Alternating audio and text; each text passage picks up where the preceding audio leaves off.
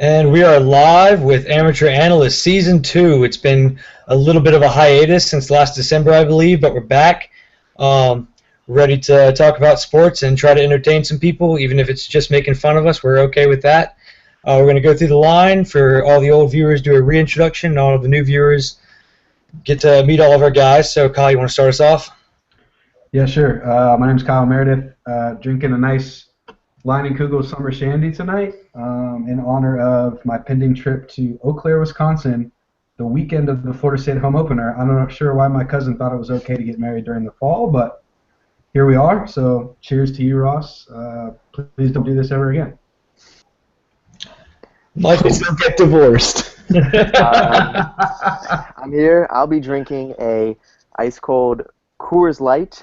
I'm clean-shaven, and I am undecided whether I'm going to grow out a AA beard again. Also, Notre Dame #1. Doobie. Hey, it's a new season, new me, but the same old Brett Bielema.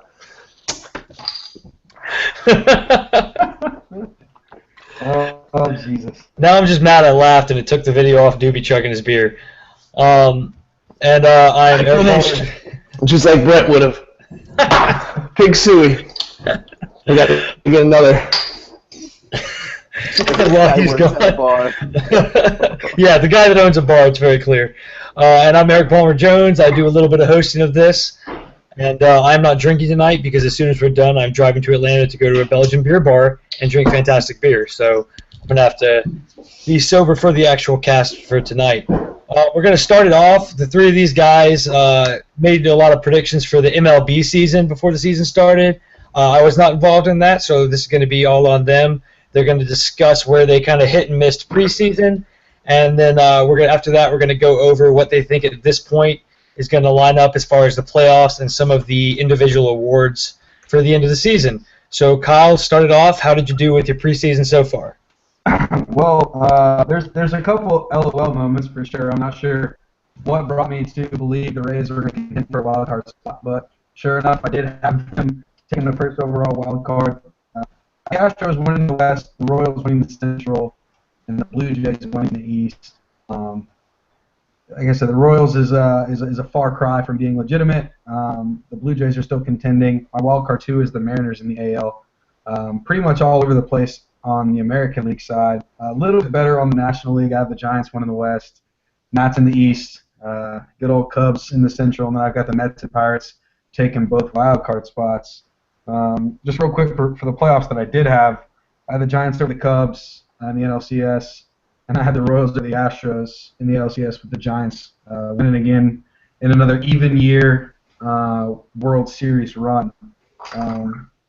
We can talk Cy Young MVP after everybody else goes through their predictions, but like I said, I think the Giants is still a good play. I like them when they get to the postseason. They can get everybody healthy. I think Matt Moore is going to be a solid pickup for them. They can always use a back-end starter, especially a 4 or 5 guy to maybe pick up some relief innings in the playoffs. So I like my Giants pick still, but my division winners are pretty skewed. All right, Serial, what you got? So I don't have my predictions in front of me, but I do just want to touch on a couple teams that were either surprising in where they are right now. The Yankees, I think, are just a complete dumpster fire. We all know how they're doing offensively and the trades they've made to their roster. The only team that's a worse disappointment would be Minnesota. I remember having them winning the division.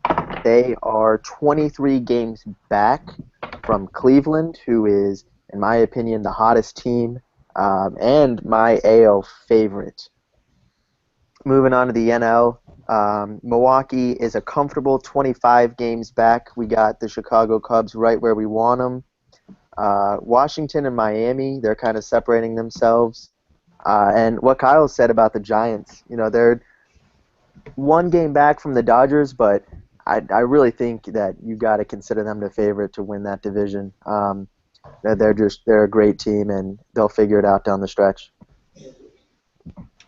All right, Doobie.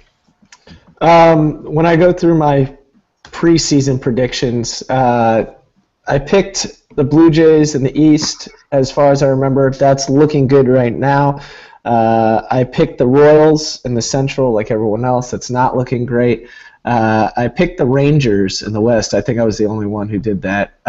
Good pick. I did not see that coming. Yeah, and they're looking really good. Although I also had the Astros in the playoffs, and I do not see that happening. I picked the Mets in the East, which is my worst pick, it looks like, of any of them because they have not lived up. I can't remember if I picked the Cubs or the Pirates, but let's just go with the Cubs so I sound smart. And I picked the Giants in the West. For me, I don't see this going any other way but the Giants. I think they're going to win the World Series. That's what I predicted before the season. That's what I'll stand by. Bumgarner, Cueto, you add some of these other arms in their lineup. Buster Posey's a myth.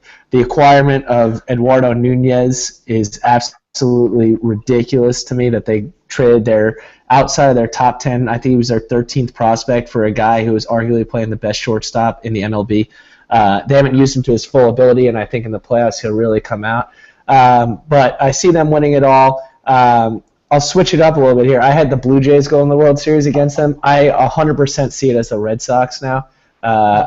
I think right now they're underachieving a bit, but once they get in the playoffs, I think that's going to be the team to beat in the AL. I think the Indians are going to go out very early. I have no faith in them because I think that their pitching staff is too young and can't sustain. And I think it's going to be an all-time World Series between the Red Sox and the Giants, with the Giants winning. Doobie, let me ask you this. How tight do you think Boston's success is knitted to Kimbrel's health? It doesn't matter to me. I think I think that they have enough good relievers in that staff to make it happen if they need to. They have Koji Uehara, who he's closed on that team for years. I mean, I know he's older, but I think he's solid enough to make up for it. Yeah, the only thing that lacks there is depth in the starting lineup, in my opinion. Their young batting lineup is unstoppable, and I'd love to see Poppy in the playoffs doing what he's done already with nothing to lose as his last time in there. Yeah, I mean, I agree. I think that their offense is just so ridiculously good. I was listening to the radio, and they're averaging six runs per game, or maybe 5.5, which is an AL leading number. I think that they're just so potent on offense that I think if Kimbrel can stay healthy, they have to be the favorites. I just wanted to see your opinion on that.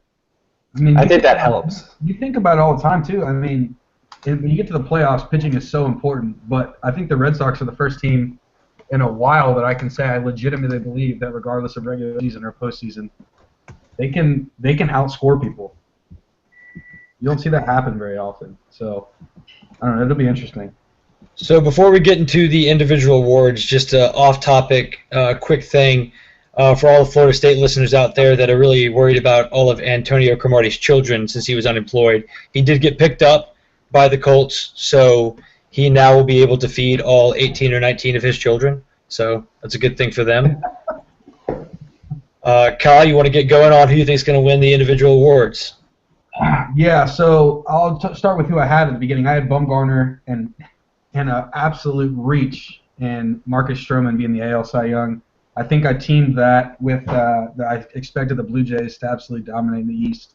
I even traded for Stroman, which ultimately was my ill will because I traded him away. Maybe. Hell yeah! Who'd you trade him to? Yeah, dog. So, but I've got a little bit of a reach here again with the Cy Young in the AL. I think Zach Britton stands a legitimate chance. That dude is just absolutely gross. He's done nothing but shut people down as the closer. I know it's hard to believe it's a one-inning guy compared to starters that go out there and throw all the time, but I mean he's absolutely dominant. So he's my stretch pick for AL Cy Young. I still got Bumgarner in the NL. I think Kershaw stands a legitimate shot if he hadn't been hurt this long. But that's really going to kill him. And then for my MVPs, I'm sticking with Harper. I'm sticking with Trout in the AL, and then I've got Bryant winning in the NL now. I had Harper. Harper had a good year, but he got walked way too often to get real numbers. I think Bryant wins it with 30-plus homers. I mean, Trumbo's looked really, really good, too. I'm not sure. I just want to interject in there. I do like your call with Britain, but if Fernando Rodney didn't win it when he was with the Rays, when he had like a point, like 0.0001 ERA, there's never going to be a closer that wins it. I mean, it sucks. You're right, because I mean, it's a starter's job. It's a starter's trophy. There's a reliever of the year, stopper of the year that Britain will definitely win. Yeah. But I think he deserves to be up for recognition. I think he's in the conversation. I agree. It's a long shot, but. Serial, what you got? For me, I'm going to go with Kluber in the AL. I think he turns it on and returns to his 2000 and I can't remember 13 or 14 form. He's not that far out of the ERA race, and his strikeouts are ridiculous, which he always does. So he's going to be my guy as kind of a stretch. In the NL, I think you have to go Kershaw. I mean, even though he's been hurt for almost 3 weeks now, he's still just as dominant as he's ever been. And if he can hold off the Giants and keep the Dodgers in the 1 spot, it'd be hard to not say he doesn't deserve it. He hasn't thrown yet coming off the DL yet, has he? No. Is he back? No. No. So I thought I saw he was going to try to throw Friday. Yeah, he had a bullpen and he felt okay, but I think the bullpen was like 15 pitches. So I guess he has thrown, but he hasn't faced any batters and he hasn't had any game simulation yet. Right. Anything else on awards, Serial? We haven't done batting, have we? Yeah, we have MVP. Oh, sorry. My MVP in the AL is going to be Jose Altuve. The stolen bases across the league in both the AL and the NL have taken a significant drop. What Jose's been able to do on the base paths and at the home plate has just been absolutely ridiculous. Gotta love what that guy does at the good old home plate. It's like he's going to a bar. Yeah, he's going down to the home plate. He's going to drink 10 beers without touching him. But no, he's just been absolutely ridiculous. And then in the NL, for me, it's Bryant. He's the clear leader of that team, and they've been an absolute tear of a team over the entire season. Doobie, what do you got? I'm going to go MVP first, and I'm going to go through this fast because I want to get to college football.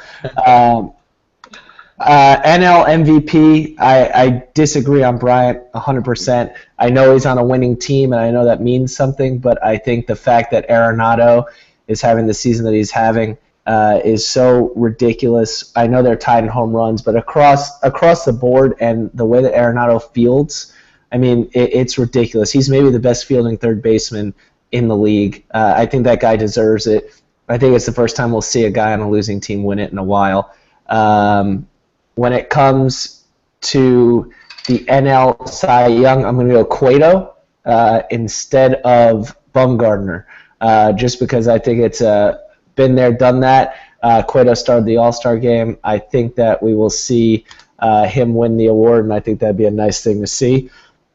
In the AL, with the MVP, I'm going to go Mookie Betts. I think the Red Sox go on a tear here in the last month or so. I think he deserves it, honestly. That guy is the best young player in baseball. If I had to take a guy to build my team around, I may take him over Trout. I mean, he's unbelievable. I also traded him to Michael Cirio. So talk about my runs in fantasy baseball. And then for the AL Cy Young, I'm going to go way off the map, and this could be fantasy bias, but I'm going to go with Fulmer, the rookie out of Detroit. He's certainly having the best season in the AL right now, and I know it's very hard for a rookie to have it. He did give up 6 earned runs in his last start.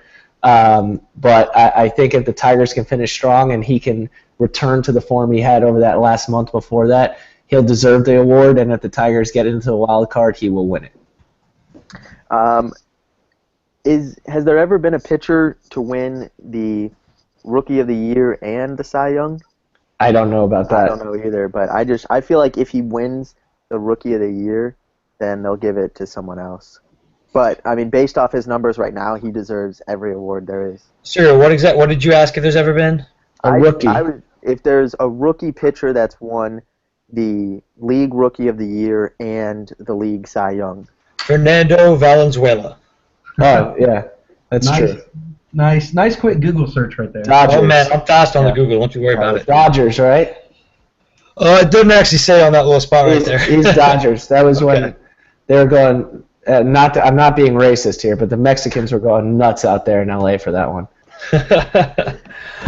Anyway, Doobie, serious question. Do you think Arenado playing on the West Coast in Colorado for a team that doesn't necessarily compete all the time, do you think that works against him at all in an MVP race? 100%. I think if he was on a contending team, he would be the clear favorite right now. Yeah. And I think you guys may end up being right. I'm just saying that I would hope that for once this guy's tearing it up so much. I also think it's going to work against him that he plays in Colorado with that he can. It's an offensive happy. Yeah, if you look deep into his stats, though, his splits are great on the road. He really does not drop off that much as most Colorado guys do. But to me, just the fielding, the fact that he is such an amazing – I mean, it's the same with Donaldson. Donaldson was never going to win it in Oakland when they didn't contend, but he's going to win it in Toronto when they did contend. I hope that they give Arenado consideration, but – all right, so I think we're going to move on from baseball unless anyone's got closing comments. I just want to say something. Koji Urahara is on the DL. Well, good thing I did research. Okay, so now that we've had blasphemy against Mike Trout, I have to get off the MLB talk because I just can't hear that and be okay with it. This is the worst baseball season of my memory, being an Angels and Braves fan, and both are just pitifully awful, so I had nothing to contribute because I stopped watching this season quite a while ago. Don't worry, Mike Trout won't be on your team for long. Yeah, I know. I'm very aware of it. Don't make me sadder than I already am.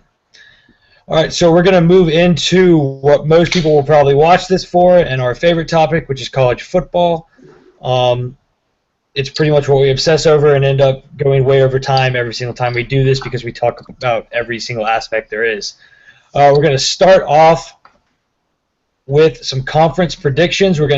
Each person's going to go through and give you the two teams that will play in the championship, unless you're some weird, strange conference that doesn't have one, as well as what record we think each of those teams is going to have to get to that point.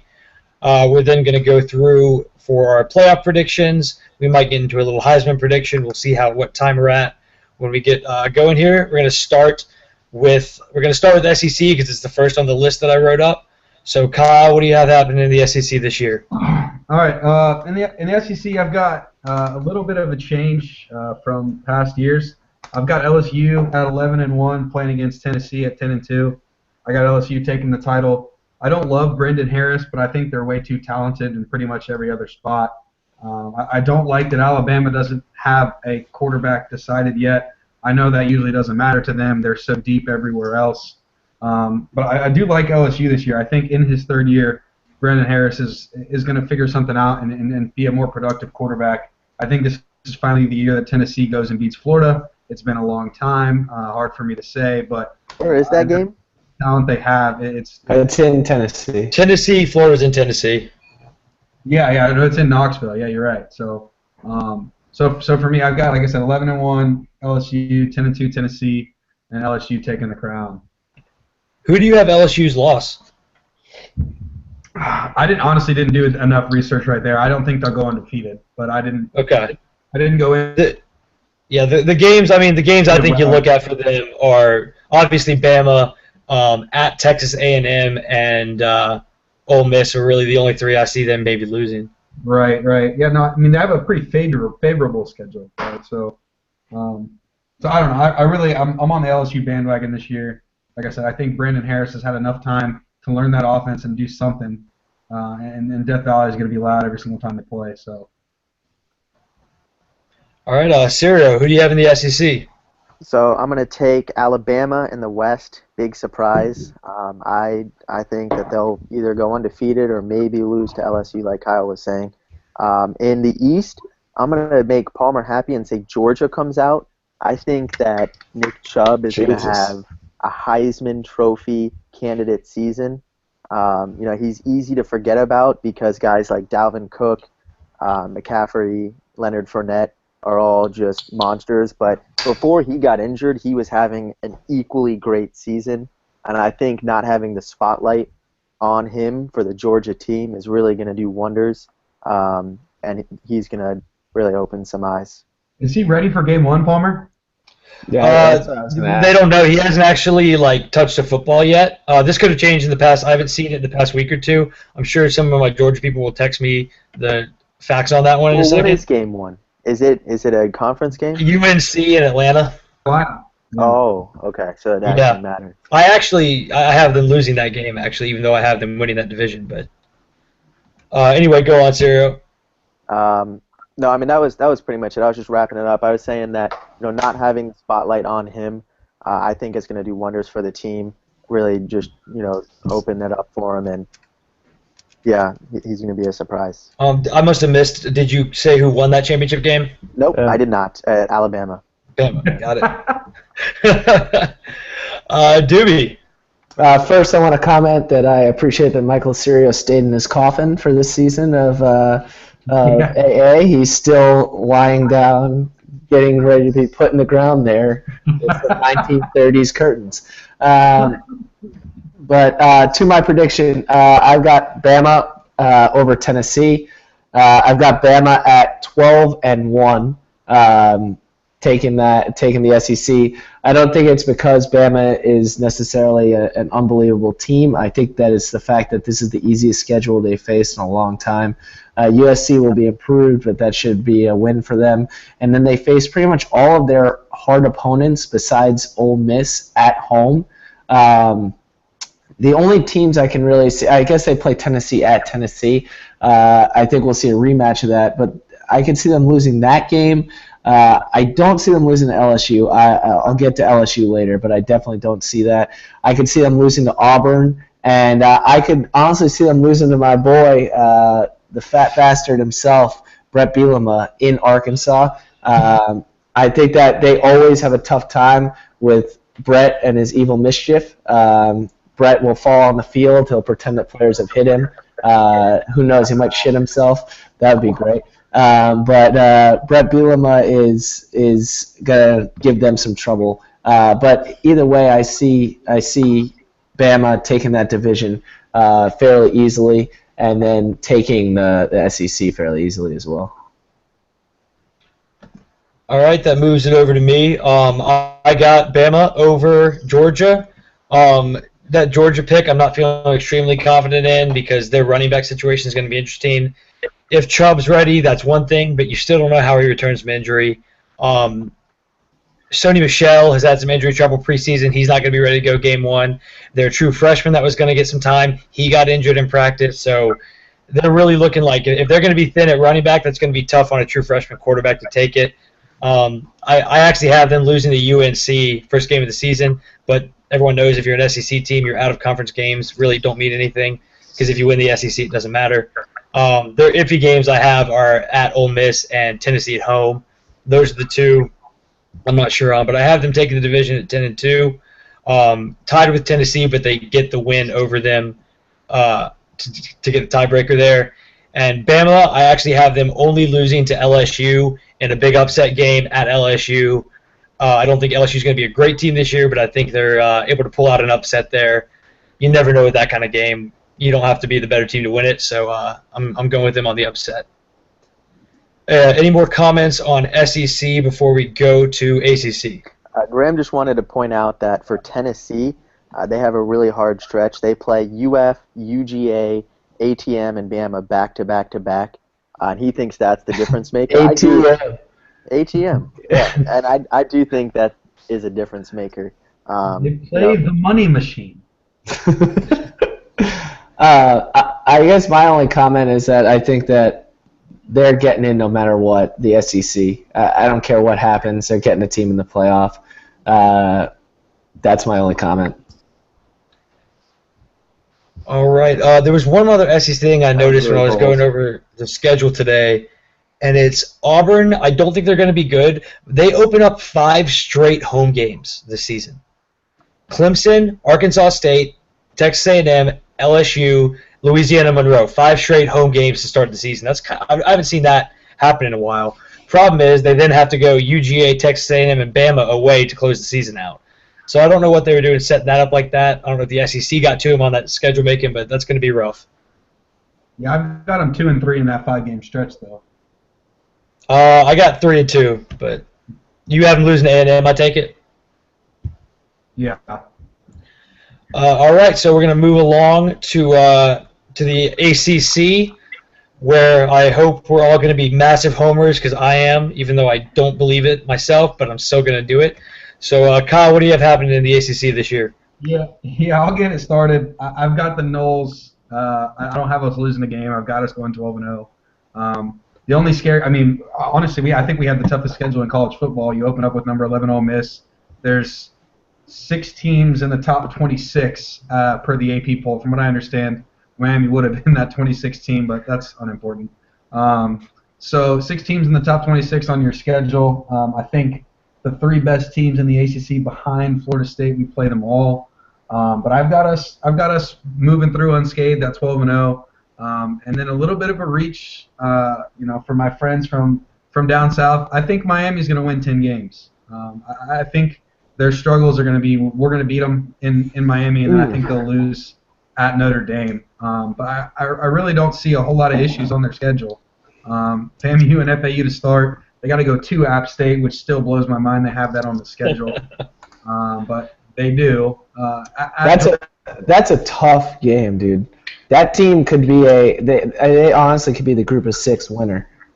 App State's a good team. I can't figure out. I mean, that's such a trap game for them. Absolutely. I can't imagine why they would schedule that. Yeah, and they don't have a test before that. They go against FAMU, Florida A&M for the people that don't know that from Tallahassee, and then Florida Atlantic are their first 2 games. So they're not really going to be ready for a team that can play football, and then they go to App State where that whole student body is going to be more pumped up than any game they've ever had there.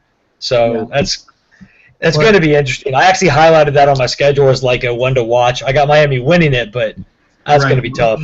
It'll be interesting. And like I said, they go to Georgia Tech, they go to Virginia Tech on a Thursday night, which I think is just Blacksburg's bumming as always. So that Thursday is going to be a little bit wild. And then they got Notre Dame the following week. So the only reason I think maybe they lose that 3rd game at Virginia Tech is because they're looking forward to trying to compete with Notre Dame. But I like Miami on the other side. I think we might see them in Charlotte. Like I said, I got them at 10-2. So an FSU Miami rematch in North Carolina is what I've got. Sirio. Mine's really not that much different from Kyle, except for I'm sane, and I'm going to choose UNC instead of Miami. I don't think that Miami is anywhere close to being a conference winner. They just have too many problems. As soon as they get the talent, then it's going to be a different story. I just don't think that they can compete at all. I think that Duke is a team that could give them trouble, and I also think that UNC is just going to mop the floor with not only Miami but the rest of the conference. What do you think Florida State's record is going to be? Undefeated. 1 being a homer, and 2, who else really would give them trouble? Clemson would be the only test. I think that we take care of it, only because it's in Tallahassee. That's going to be a massive crowd. And then, Miami's a toss-up game, but I just don't think that they have the skill set. And then Florida is just a dumpster fire more so than Miami. I'm a big-time believer in Brad Kaya. I think Brad Kaya is the real deal. Actually, I agree with that. That's fair, yeah. When I went down and saw him play, he had them in the game against Florida State for the first 3 quarters. I think that was interesting what we saw probably, and you're probably referring to 2014, is they beat us up for the first half, and then they decided to sit back and do nothing. In Kaya's defense, the big turning point in the game, at least in my opinion, was when Ramsey got the turnover on that tight end. And that's not Kaya's fault at all. I mean, Kaya found the tight end wide open, and it was just a freak play by the best defensive back. I think he's arguably the 2nd best quarterback in the country. I mean, I think and definitely draft-wise, behind Watson. Watson. I mean, Okay. it's not even close. Okay, I just wanted to make sure. But I think that the fact that the top two quarterbacks are in the ACC, I'll get to this in a second, is pretty impressive. But, I mean, draft-wise, I don't think there's any debate that way that Kaya is going to be a top 10 pick unless he bombs this season. That in every draft board, he's listed in the top 5 right now. He'd have to struggle really, really bad. I don't know. I think that's why I'm on Miami's bandwagon, because I think Kaya is really, really good. And I think because he's such a high draft pick potential guy, he's going to take over football games when he has to take over football games. He's going to make the throws that are needed. I'm not saying Miami's uber talented. They do have Stacy Coley. I think he's a monster. Mark Walton's going to be a good running back. I think they've got the skill positions figured out. I don't know much about their defense. Doobie, what do you got going on in the ACC? All right, so I also have Florida State winning the ACC, but I'm not doing it as much of a homer. I think that Florida State is one of the most overhyped teams in the country this year to start the season. I agree. To start the season, we are, in my opinion, without a doubt, Florida State is the most talented team in the country, top to bottom. But the comparisons of DeAndre Francois to Jameis Winston are so out of bounds, and expecting him to come in and play like that is not something that I see happening. I think he will be an adequate quarterback with a lot of ability to create a big play. And by the end of the season, I think he can round into a really, really good quarterback, and that could be very electric. But to start the season, I think that it's going to be a bit of a struggle. Not against Ole Miss, because I think they're more overhyped than Florida State. The fact that they're ranked 11 is absurd to me. So I see Florida State taking that game. But the back-to-back of Louisville and USF, I do not see Florida State coming out unscathed. If we can go into Louisville helped by a noon game, the fact that we play them at noon may help us. If we can go in there and beat them, I don't think we come to Tampa and beat USF. This is a much better team than people are giving them credit for. Quentin Flowers showed that he's not just a running quarterback. He can run that offense. At the end of the year, they're putting up huge points on Temple. I think they put up like almost 60 points in the first half against Temple, who's a good team, almost beat Notre Dame. I very much like USF this year, and I think they're going to struggle. That being said, by midseason, I definitely see FSU rounding into form, and I see FSU beating Clemson in Tallahassee. With that being the case, and the fact that I don't think we face much going down the stretch, Boston College on a Friday is probably the most challenging game from there on out, in my opinion, because I think the Gators are not going to pull the 10-0, even though they have no talent, no ability to actually win the SEC thing this year. I think we may struggle with that game, but by the end of the season, I think Florida State's rounding into a championship-type form team. And I think they get to the ACC championship, and I think they win it over Va Tech. That's my surprise there. I think that Fuente is a great coach. Va Tech, their schedule sets up relatively nicely for them. They had to play Tennessee, which is definitely a tough game in the second game of the season, and then they've got to play Notre Dame late in the season, but I think that could be two of the only games they lose. I think they're going to be a bit of a surprise, and I think that they win that division but go down to Florida State relatively easily in Charlotte. Okay, so not to discredit you, but USF only beat UCF 44-3, so they clearly can't be that good of a team. We'll see. We'll see. I think that's going to be a really a shit game, to be honest. I think that's going to be a bit of a struggle for us here in Tampa. We're going to sell that stadium out. There's going to be no USF people. It's definitely a trap game. Yeah, I don't like that game at all. If we can beat Louisville. Like I said, playing them at noon is a big help. If that's a night game, I think we lose every time. But I think Louisville is a top 10 team by the end of the season. I think they're making a New Year's Six Bowl. I really like Louisville. I just don't think they're quite as good as Clemson and Florida State. And I think Clemson's only loss is to Florida State. So you've got 3 ACC teams in the New Year's Six Bowl? Yes. I disagree with Louisville being in the top 10. I think this is the best. This will be the best year the ACC's ever had. Ever. That's saying a lot. I think Louisville's very good. Lamar Jackson's the real deal. I think he's awesome. I think we're underrating their defense, too. I think they have the best defense outside of Florida State in the ACC. and a top 10 in the country. For Louisville to be in the top 10, they would have to beat out one of the teams in a conference championship, and they would not be in a conference championship. I think You just said. Louisville's only 2 losses are Florida State and Clemson. Yeah. So I'm going to start on something you said there at the end, Doobie, with Louisville's defense. Living in Georgia and going to Georgia recently and having a lot of UGA friends, people will swear to you up and down that the fact that Todd Grantham is their defensive coordinator means that they have no chance to have a great defense. I don't fully disagree with that. I don't think he's a good defensive coordinator. They have talent. They have brought in a lot of transfer talent the past few years, really good transfer talent. So they definitely have the bodies on defense. I'll give you that. But Todd Grantham is not to be trusted. And that's just that can't change from my opinion from around here. But I went very homer. I sat there and convinced myself that Florida State was going to win every game, even though I don't see it happening. I did it anyway. That, like Dewey was talking about, that Louisville game is tough away. Clemson obviously is a very tough game. Miami is going to be a tough game. They played us very close the past 2 years. They didn't have talent the past 2 years either, but they still played us really close. They do have a better coach now. That's going to be a really tough game, and I wouldn't be shocked if we lost it. I think we got to remain at 1 loss to take that division. I think Clemson's only losing to us. Their schedule is just not difficult. They get Louisville at home. They don't have to play UNC. South Carolina's a joke. They're going to blow Auburn out, I think. I mean, they have a great schedule apart from coming to Tallahassee, so I think that's their only loss. So we got to hope Francois got the ability, because if we go more than 1, that's out for us, I think. I'm with Sirio on the Coastal. I got UNC taking that division. What did I have their record? I have them at 11-1, only losing to us.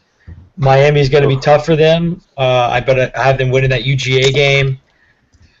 I don't see another game on their schedule they lose, honestly. Just looking at it, I don't see a loss there besides us or maybe UM. So I have them at 11-1. I have us over them in that ACC championship game.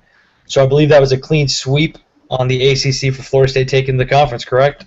Yeah. Can I ask one question? Does anyone think that Ole Miss gives Florida State a good game?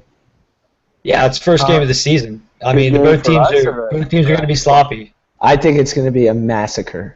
I think it's going to be like a 35-14 type game. I don't have any confidence in their young guys. I mean, they lost so much talent last year. They've got 2 defensive tackles. Don't they have 2 defensive tackles playing D-line? Where are you guys left? You had a visitor in your shot there for a second. Just chilling behind you. Yeah. I think the 2 defensive tackles taking DN snaps with their 2 guys out with injury, and they're not going to be ready for Florida State. And the running back going out is huge, Dalvin's going to run wild. I really do think that. So I think the first half might be close, but I think we win by 3 scores. All right. Any ACC comments before moving on to the Big Ten? All right, Big Ten it is. Kyle, what do you have? So I've got Ohio State coming out of one side. I really, the really worry game for me is at Oklahoma. I think that's a big one. They've got to go to Penn State. They've got to go to Wisconsin. And they do go to Michigan State near the end of the year in November.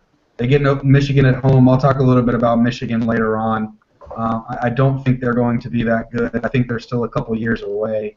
They're so far behind on recruiting, in my opinion, till they can get a couple elite classes in a row. I've got Ohio State playing Iowa, and Ohio State taking it. The other side was really hard to figure out after Iowa got blown out in the Rose Bowl. For me, I think Ohio State's gonna walk through this pretty easy. Although they lost a bunch of talent, they just recruit. Florida State, Alabama, and Ohio State. I feel like those 3 schools just recruit better than anybody else, and so they've just got blue chips after blue chips to come in. I've got Ohio State taking the Big Ten. Yeah, I agree with Kyle. I'm not going to spend too much time, repeating what he just said about Ohio State. I also agree what he said about Iowa. They had so many fifth-year seniors on their team, which made them so good last year.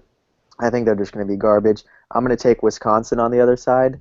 I have them losing to LSU in Lambeau Field, but I think that game really puts them on a tee.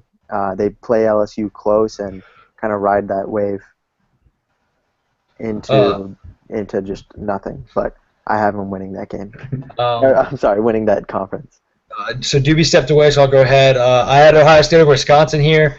Kyle, you point out the Oklahoma game for Ohio State, correct? Yeah, I did. I agree, but the thing about that is, like if they lose that game, doesn't really mean much for as far as conference discussion. Like, Correct. They can lose that game, and that has nothing to do with their conference record, so they're still looking good on that. So I just don't see them losing enough conference games to for someone to top them in that division. Michigan lost some really great players, or Michigan State, sorry, lost some great players, and they don't recruit at an elite level. And as I think it was here that said that Michigan just doesn't recruit at that elite level consistently yet. Maybe it was Kyle. I don't know. Yeah, I just don't see it. I don't see it yet. So. Yeah. Harbaugh will get him there because he'll recruit well. But then you also got the problem that Ohio State right now is recruiting better than Alabama at this moment. They're probably going to have a class of all blue chip players except for their kicker, which can't actually get a blue chip rating, and he's the number one kicker in the country. So they're actually putting together what's probably the best recruiting class of all time right now. Entirely possible. So with that happening up there, it's going to be tough for schools like Michigan to keep up. Doobie, what do you have in the Big Ten? I too have Ohio State. I think that they're going to really be a very solid team despite all their losses. Kind of to echo the sentiment that everyone else put out, I think there's 3 programs in college football right now that are built to last and sustain themselves, and it's Alabama, Florida State, and Ohio State, simply because of the way that they're recruiting, like you guys said. I don't see them facing any struggles on their schedule, except when it comes to the fact that they play a back-to-back Wisconsin and Penn State, both night games in consecutive weeks. I don't think they get out of both of those unscathed. I think they will lose one. For sure, because playing in Wisconsin is tough at any time, and Penn State has one night game per year, and they're going to be hyped up. They're going to be a better team. I think Franklin saves his job. That's too tough a game. I think they beat Iowa in the Big Ten championship, and I don't think it's like last year. I think that the other division in the Big Ten, because I have no idea, nor do I care what it's called, is absolute garbage this year. I think Iowa wins by default. Wisconsin could also win it. I honestly could not care less. Whoever wins it, and Ohio State's going to win that. I'm also with everyone else. I think Michigan is incredibly overrated. I think Harbaugh had a nice season, but there's no way that he's going to contend with the powerhouse and evil genius that is Urban Meyer, who is possibly the worst human being in college football other than Brett Bielema. Yeah, the biggest hype that Michigan has coming into their offseason, or coming into the season, is that they're signed by Air Jordan, and Jim Harbaugh is going to have custom-made Air Jordan khakis. Yeah, he is. Yeah. I mean, honestly, who's on that Michigan squad who you see leading them to a national championship? They have Jabril Peppers, who I don't think they've moved in the linebacker, which I think is a very silly move. You're kind of neutralizing him. You're not putting him as much, in the defensive backfield. And then they've got Butt, the tight end, but a tight end is not going to win you unless you're in the Patriot system. He's not going to win you a national championship. And his name's Butt, as Sirio pointed out, because he's a 7-year-old child. I'm glad I'm not a 7-year-old adult. Doobie, I truly appreciate your hatred for the fact that the Big Ten called their divisions the leaders and the legends, but they actually have gone back and they realized how dumb they were, and it's actually now just the East and West. Oh, good. Good for them. I'm really happy about that. I honestly couldn't care less about Big Ten football in any regard at any time. I think it's the most boring conference in all of sports. That's a bold statement. I'm just being honest. They're all slow, other than Ohio State, and maybe now Michigan. All right, and I'm not going to spend long. Oh no, I already did mine. That's right. So I'm definitely not going to spend long. That was quick, man. Yeah, I did mine when you were gone. So yeah, just since we didn't really have much discussion, if you had to pick a team not named Ohio State, who would you have to pick? To win the division? to win the conference? Yeah. Michigan State. Yeah, so I would take the Spartans. Yeah. I would take Michigan before I take Michigan State. Mm. I think they're about to go downhill. I don't even know who Michigan's fucking quarterback's going to be. So. I think this is. I don't think anyone does. It's a transfer. Michigan State doesn't. They have a great coach, but they don't have the recruiting, and they lost a lot of talent. I think this is the first year of their downhill spin. Let's see. I have them at 8-4 this year. Michigan State. I have UM at 8-4 as well. So right with them. Yeah, I think we all agree. It's not going to matter anyways. All right, moving on to the Big 12, which will be a lot quicker because they don't have a conference championship game because they're dumb as hell. Kyle, what do you have happening? I'll keep it simple. I think TCU wins the league. I really, really like Kenny Hill. I know we've kind of forgotten about him since he transferred from Texas A&M, but I'm a huge Kenny Hill fan. I think that Gary Patterson does a great job of preparing his team week in and week out. I think they win 10 games. Actually, I'm sorry, I got them at 11-1. Where's that? I'll tell you their loss when I remember it. But I think TCU wins the league. Okay, sorry. You said Sure, what do you got? I'm going to go with Oklahoma, just the easy pick. I really don't know much about these teams, nor do I care, like Doobie said. I don't think any of them are really going to be relevant. I think Oklahoma is the only halfway decent team in the entire division. Baylor took a tough hit this offseason. TCU just doesn't do it for me. It has to be Oklahoma. Doobie. I've got TCU as well, just like Kyle. I think Oklahoma is the most overrated team in the country. I think they lose to Houston in the opening game. I think they also lose to Ohio State, and then I think they lose 2 conference games, one of them being to TCU. I think that the second best team, the big surprise in college football, is Texas in the Big 12. However, I don't see them topping TCU. I see TCU going 10-2 with losses to Baylor and Texas as my 2 losses of the year there. I think that Baylor game is kind of going to be a trap for them, and then I think Texas is a good team. Playing them in Austin, I think it's going to be a tough thing this year. I just think that Texas loses 3 games rather than 2, which gives TCU the Big 12. Yeah, so you had TCU in a tiebreaker over Oklahoma then, right? No, I have Oklahoma losing 4 total games. Yeah, but conference games are what matter. You said 2 right. conference. Yeah, but TCU beats them straight up. Beating TCU. Yeah, so okay. I have them beating straight up. Yeah, okay. But my loss is Texas. I've got them losing to Texas at Texas. I think they can win 11 games though. I think they're that good. They get Oklahoma at home, which is huge. Like I said, Baylor's not going to do anything. They get Texas Tech and that kind of offense at home. They only have to go to Kansas. They've got to go to SMU, and they play Arkansas and Iowa State at home. They have a pretty favorable schedule. Wait, who is this you're talking about, Kyle? Sorry. TCU, sorry. TCU. The only thing I disagree with is, you said that they have TCU, they have Oklahoma at home. Yep. Doobie, you had them beating or losing in Texas? TCU in Texas. Losing. Can we all agree that Baylor is going to be like 3rd or 4th in the conference? What did I have? So I'll go to mine because it kind of goes to that question. Hopefully Doobie gets back in here. I'm not sure what happened to his feed.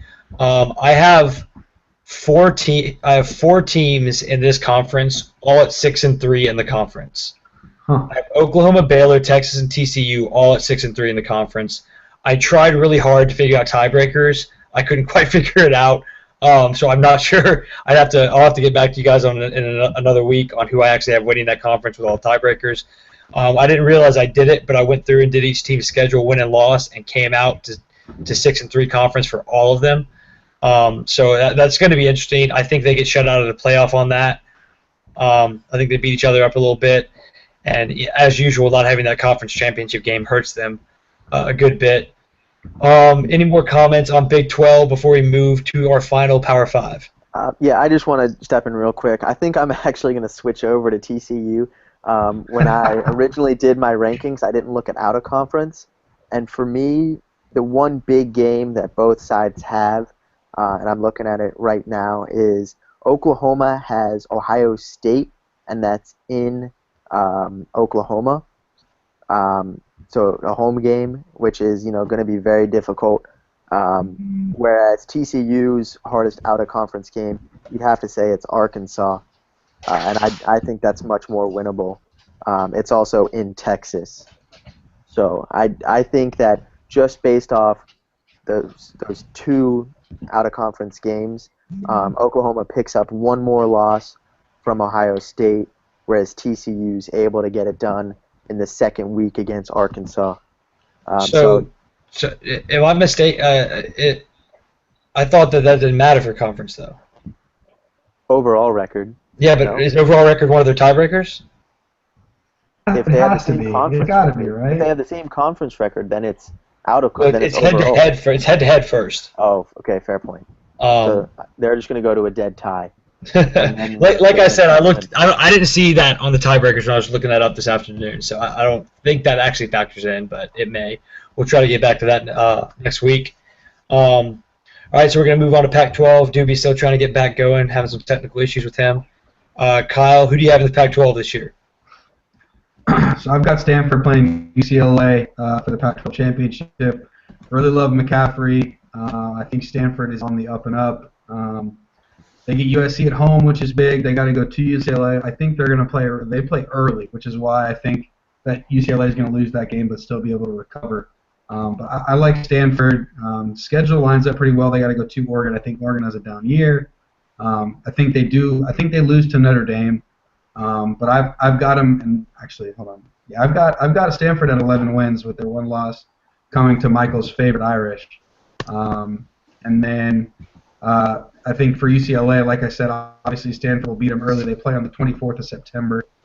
Other than that, I think that they get USC at home too.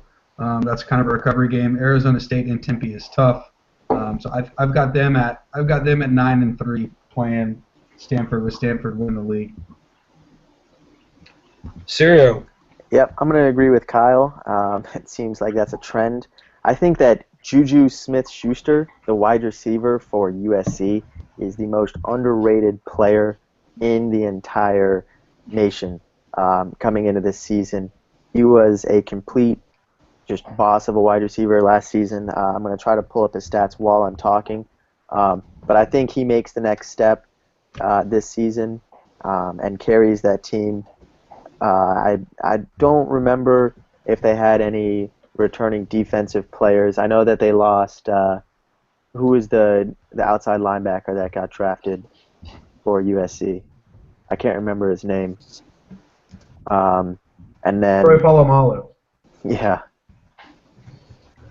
And then on the other side, Stanford as well. It's hard to pick against them. They just seem to get it done every single season. Plain and simple. Say it again? Su'a Cravens. Yeah, that's probably him. He's on the Redskins. That's the linebacker. Yeah. Yeah. Okay. I'm not surprised. I didn't remember that name then. So those are my two. Why don't you comment down there, bro? Hey, welcome back. And with that, I'll hand it off to you. So you had the same prediction as Kyle, you said? Yeah, I just wanted to go a little bit more in depth, just so I'm not repeating breath for breath. Okay, so you went in depth on USC with picking UCLA still, just to clarify. No, I'm picking USC. Kyle, did you pick UCLA or USC? I picked UCLA. Thought so. Okay. Okay. Well, then good. Just trying to get this stuff clarified, trying to make sure we got it down correctly. So USC for me. I'm not going to agree with Kyle. All right, Doobie, what do you have in the Pac-12? I'm going to believe the hype here, and I'm going to go with Washington. I like that. Washington, because I think that Stanford is also pretty overrated. I think Oregon is complete garbage this year. And I think Washington, they've got a good QB in Jake Browning and a great running back in Myles Gaskin. I think Chris Peterson is still one of the best coaches in college football. I think that they take it they take the North Division. In the South, once again, I think the South is kind of a overrated division as it is every year, but I'm going to go with Cereal here, and I'm going to say that I see USC winning it. I think they'll lose to Bama, but I think other than that, I think they'll beat UCLA, which is about all it's going to take in that division this year.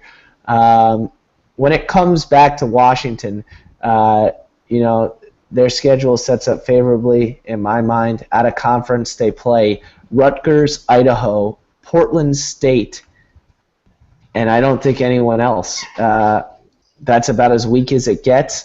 I could honestly see this team going undefeated through the conference. However, I'm going to say that they go down 2 games, but still win the division.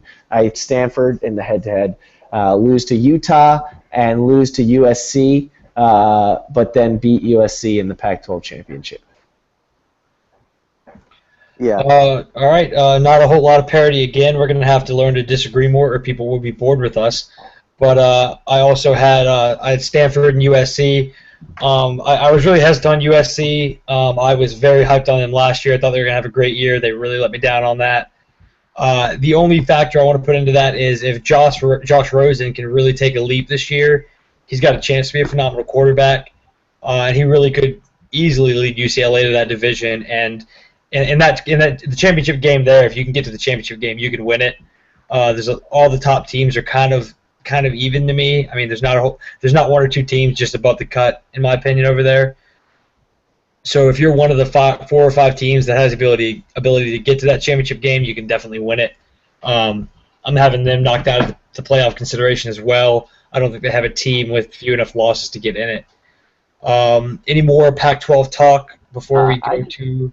This was just a question that I had, just because when Doobie said Washington, I remember their defense was their strong point in the season. Do they have any, or how many returning seniors? Because I actually really like their defense. Basically, their whole secondary I know is returning. Their secondary is being hyped as one of the top 2 or 3 in the country.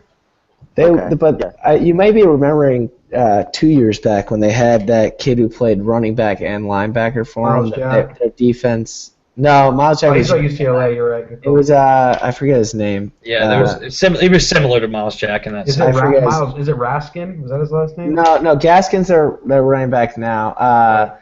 But no, I forget his name. But he was incredible. That was when their defense was really hyped overall, I think. But it was early in the season, and then I want to say even that they had a couple injuries, and that just completely took the wheels off the wagon. Yeah, I think they return a lot this year. They are being hyped like very, very much by the entire media. So I think I could very wrong on that because generally teams, but I just think Chris Peterson's a very good coach. And I just want to put in one more little bit because I found this on Juju Schuster-Smith, or Smith-Schuster. My apologies. I don't want to seem like a racist. He had the 11th most receiving yards and 17th receiving touchdowns, which coming from a USC team, I think is pretty noteworthy. I would have expected that to be higher. He also broke his hand against California. That will do it every time. By the way, Shaq Thompson was the name of the guy. Yeah. There it is. Good call. Yeah. All right, so if there's no more Pac-12, I know Doobie and I at least, we did picks on all the smaller conferences, the non-Power 5s.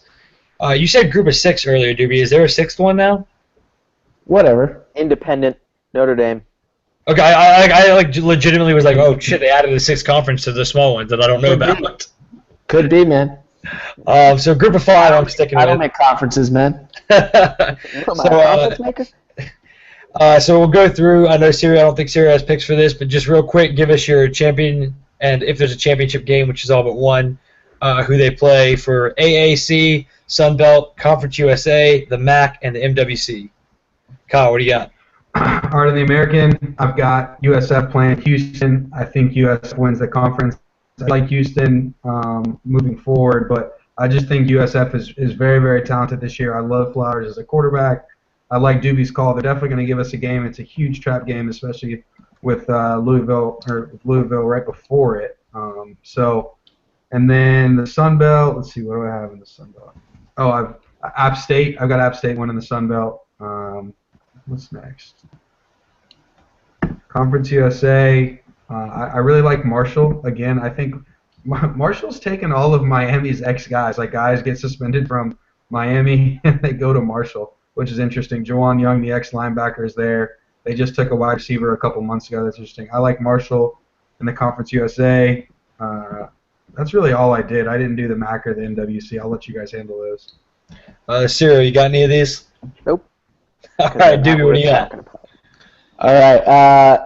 In the AAC, I will take this seriously and give you an honest answer. I think that Houston wins the conference. I think Houston, honestly, at the end of the season is just out of the playoff. I think they're around 6 or 7. I think they do beat USF in that conference. My only loss that I see for Houston, like I said earlier, I think they beat Oklahoma in the opening game. I see them losing to Louisville. But I think that is an incredibly good team, and I will believe the hype again, but not enough to get into a playoff or be considered.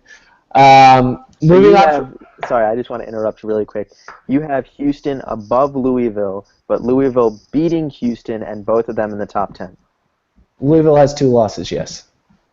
I thought you said earlier they only had 1. No, I said they lose to Florida State and Clemson. Clemson, yeah. Okay. That's bold. So they're going to beat out 2 division champions. What do you mean? It doesn't matter. They're not going to get in. They're not going to get into the playoffs, so it doesn't matter. I'm just saying in final rankings. Yeah, if they have that record, they certainly will. They'll have the hype off beating Florida State in the bowl game, honestly, to give them legitimacy to actually rank them up there too. If they go out and beat Oklahoma in that opening game, they're going to be in the top 10 immediately. Well, yeah, they're already ranked 15. They're right there. I think they're going to rise really fast, and I think they're going to be a very good team. I think they deserve that hype. And if they were in the Big 12, I think they could honestly win that conference. From there, let's get to the conferences that really matter. In the Sun Belt, I've got Arkansas State. Reason I've got Arkansas State is because Brett Bielema coaches in the state of Arkansas. In the Conference USA, I've got Western Kentucky. Why do I have Western Kentucky? Their primary color is red. Brett Bielema coached at both Wisconsin and Arkansas, whose primary colors are red. So I'm going to go with Western Kentucky. In the MAC, I've got Buffalo. Why do I have Buffalo? Because their abbreviated name is UB. They say the University of Buffalo. I think it's the University of Brett. In the Mountain West Conference, I've got UNLV. Why do I have UNLV? Because Brett Bielema met his wife at the Wynn Casino in Las Vegas.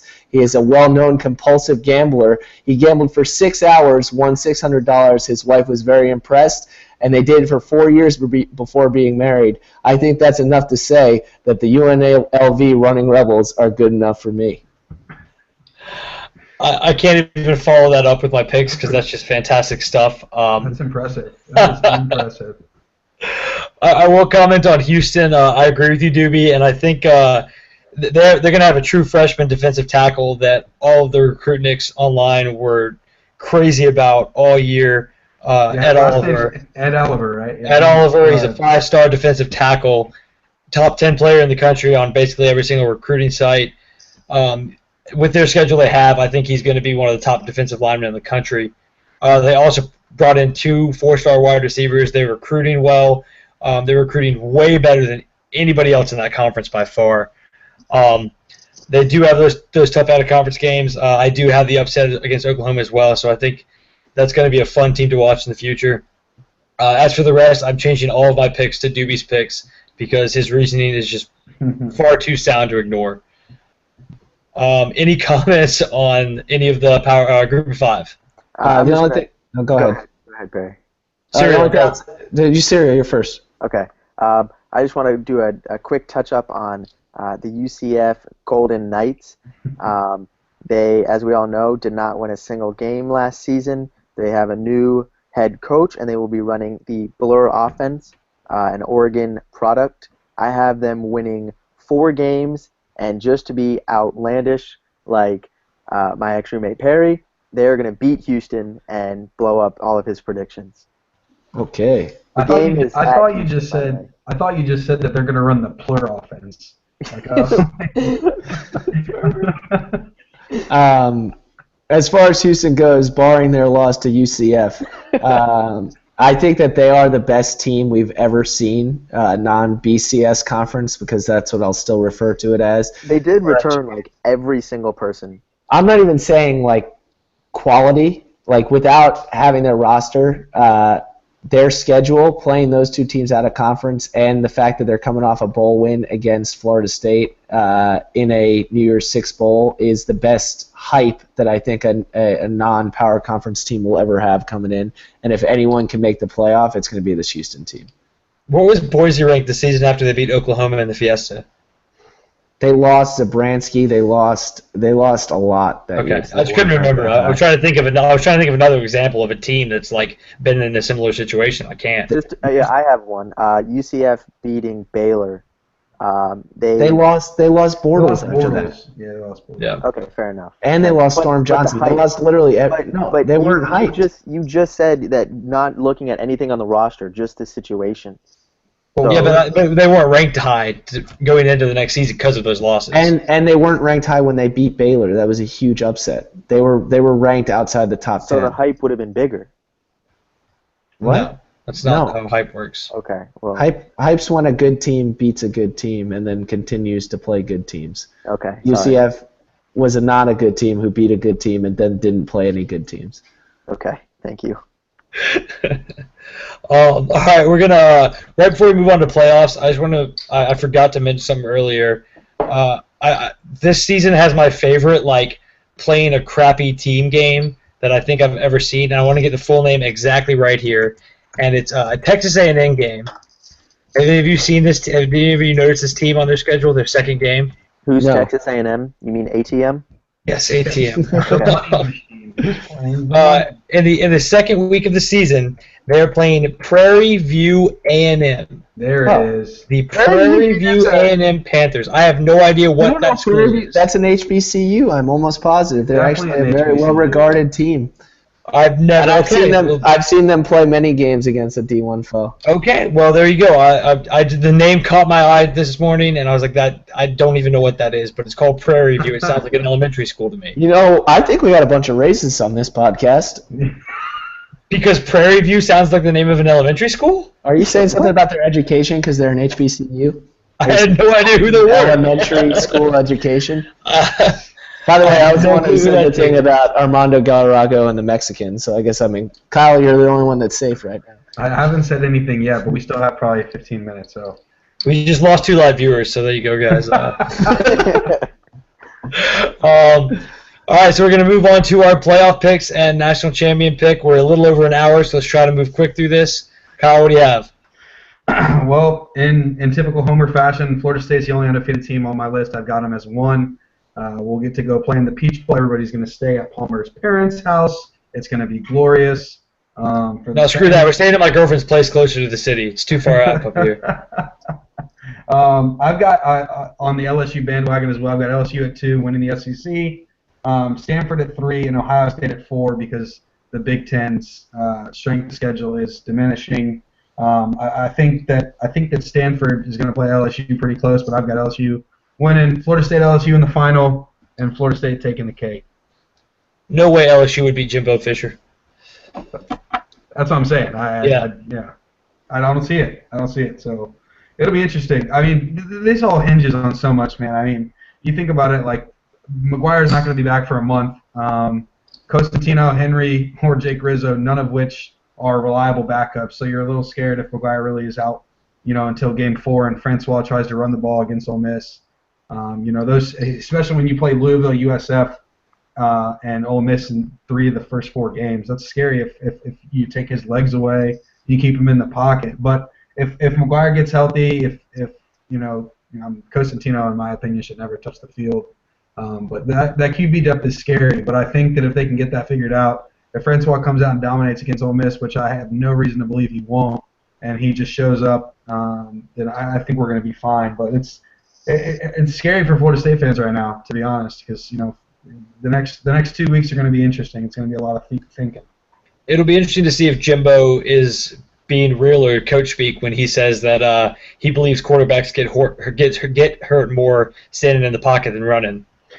Yeah, that's true. I mean, if you take his athleticism away, though, right? I mean, he becomes a quarterback that you didn't want on your team anyways. I mean, the guy was the #1 dual threat quarterback in the 2015 class.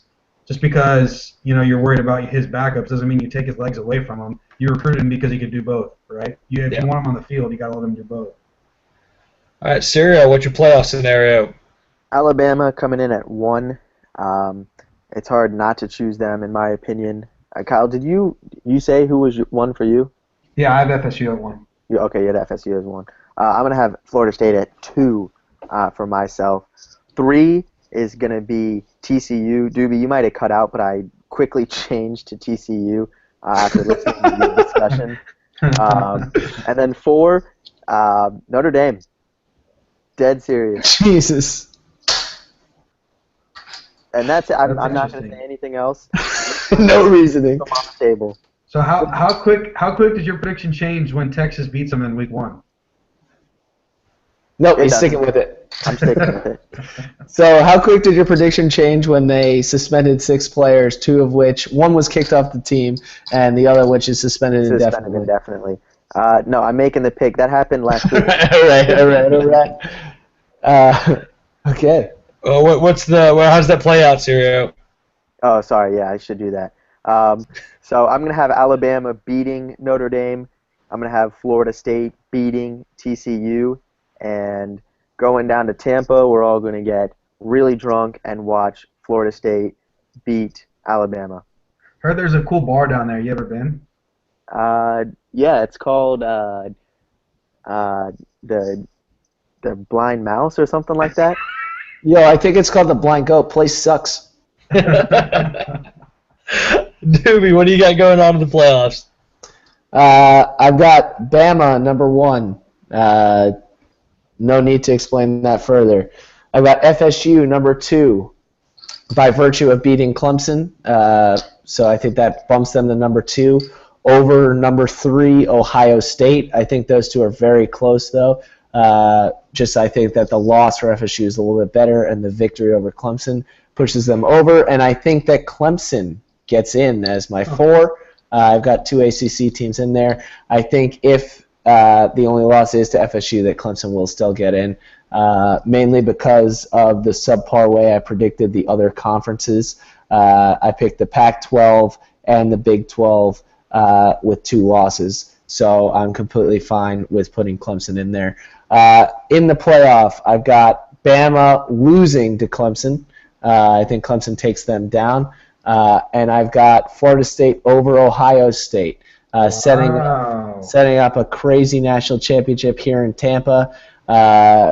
It's being played at Blind Goat Stadium down here in Tampa, Florida. But I've got Florida State, Clemson, and unfortunately, I'm going Clemson in that one. I think that in Tallahassee, Florida State's a better team, but on a neutral site, I think they'll travel just as well as we will. I think Deshaun Watson is the difference maker. If you have to choose a running back or a quarterback, I think you choose the quarterback every time.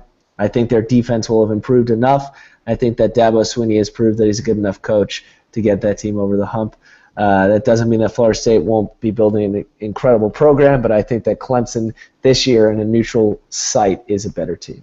Not to continue to call you out and make it seem like I'm attacking you, but I just remember last season you said that you didn't think Deshaun could stay healthy through an entire 100%. season. 100%.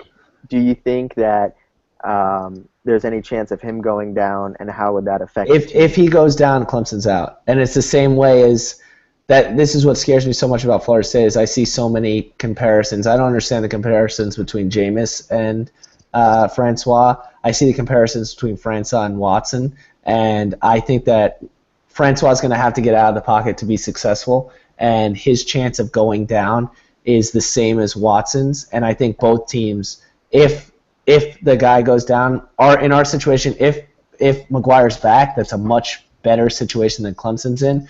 However, I honestly don't believe McGuire is going to be back. I think that that lingering ankle injury, it may not be till the 6th game of the season. I think that's going to be a big play. If both teams, if they take an injury to the quarterback, they're out. So, yes, I still believe that. I didn't believe Deshaun Watson could stay healthy last year.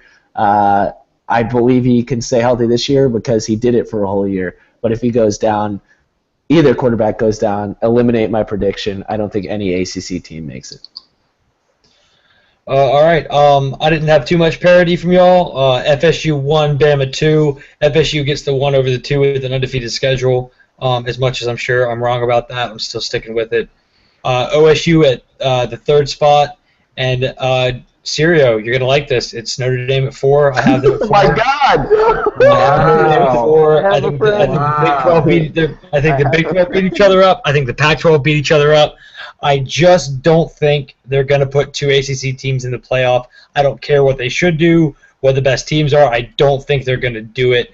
And Notre Dame's a team that gets the high ranking no matter what, as long as they have a decent record. I think they're going to squeeze in on it. They also have 2 quarterbacks that could start at any school in the damn country right now. So they don't have that worry about a quarterback going down for sure. But I have them at the 4th spot. FSU over Notre Dame, definitely. I have Bama over OSU. And I have Florida State over Alabama to win it all, to set up the rematch in the Chick-fil-A kickoff game in 2017. What?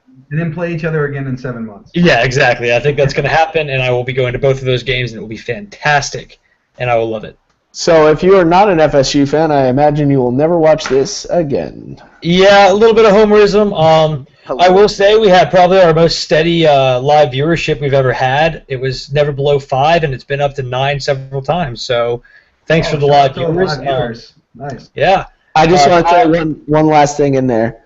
I think that the Heisman race, for me, I don't think the guy who's going to win it is even being considered nearly enough. I think J.T. Barrett, for me, is the clear-cut winner of the Heisman this year. I think he has the least challenges on his schedule and is the best athlete. I don't think he's as good a quarterback as Deshaun Watson, but he is a better athlete. I think he rushes for 1,000 and throws for 3 and wins the Heisman.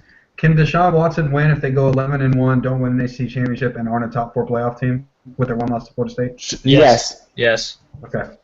But I think that J.T. Barrett has a better statistical season, and Ohio State is ranked above them in the playoff rankings. Kyle, before we do it, we're not going to quite log off yet, because Kyle wanted to talk some MMA, which I was very pleased to oblige him to do some of. He picked the time when I didn't see the most recent pay-per-view, and it's the first one I haven't seen all year, so I'm a little upset that he wants to do it, but we'll let him talk a little bit. I'm sure McGregor Diaz to start it off real quick. I think we all wanted to talk about it. Me and Sirio and Doobie kind of talked a little bit about it last night. But, for me personally, like, it shocks me that if Diaz didn't fight this thing more on the ground in 3 rounds. I think it was a clear-cut advantage if he ever took it there. He decided not to, or he was too tired and couldn't handle. I kind of said it in my Facebook status, but if it goes to 155, which I think it has to, I think there has to be a 3rd fight. And McGregor said he's got to come down and see him at 155. I don't think Diaz stands a chance.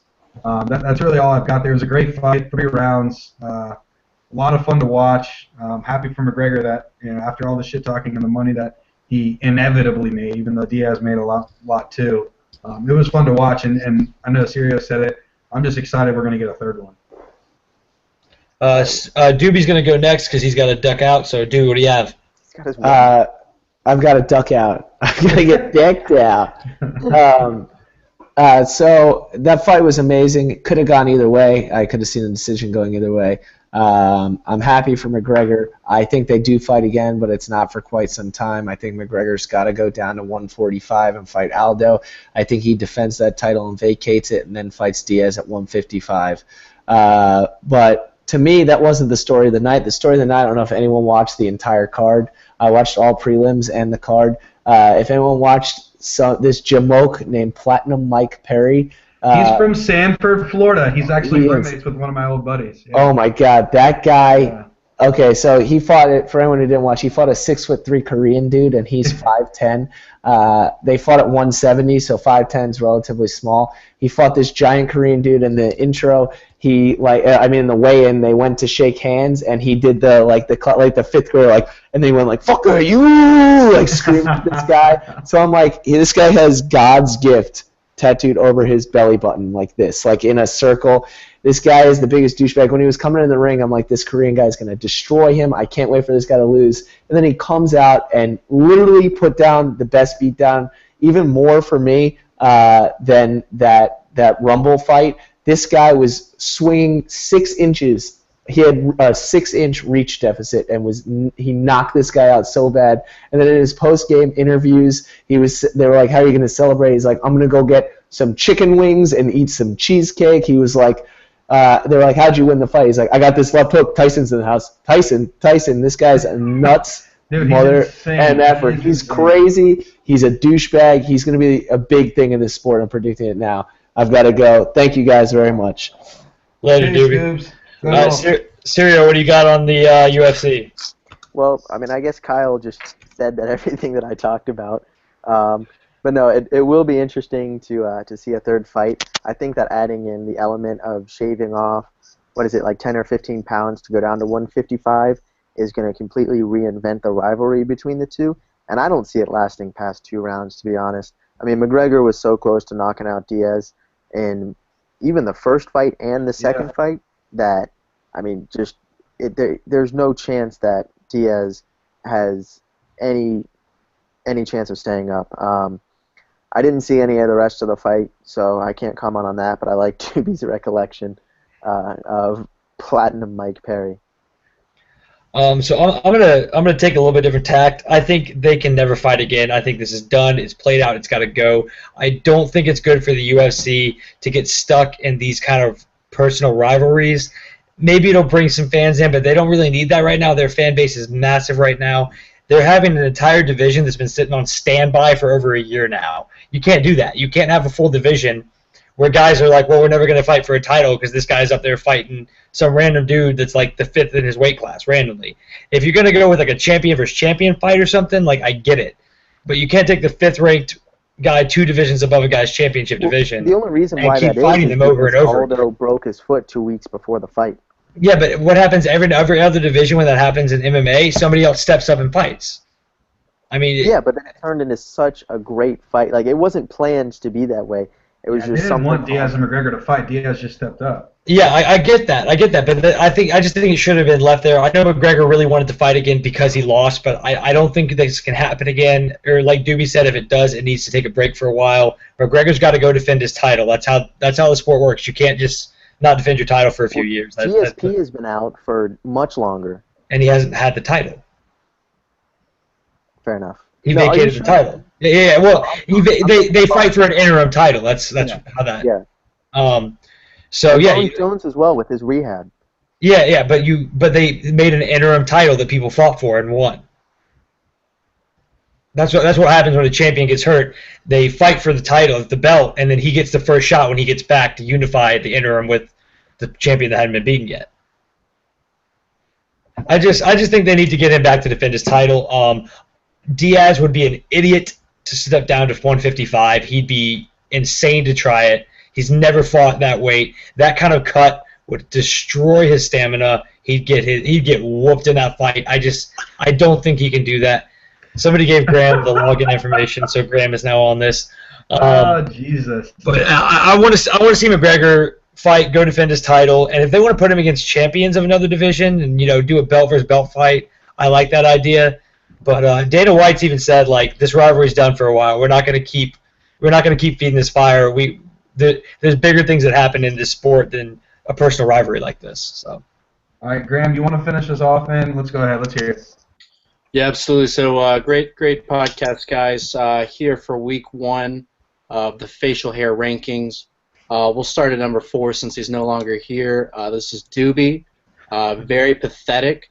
I've seen newborn babies with more facial hair, and quite honestly, I expected a bar owner to have at least something, a Fu Manchu, handlebar mustache, something. It's pretty pathetic, and you got to look at the rest of the season with Doobie coming in dead last, and there's not a lot of hope. Number 3, you got Sirio. If it weren't for Doobie, we'd be pretty disappointed with how Sirio's looking right now. At least he has some facial hair, though.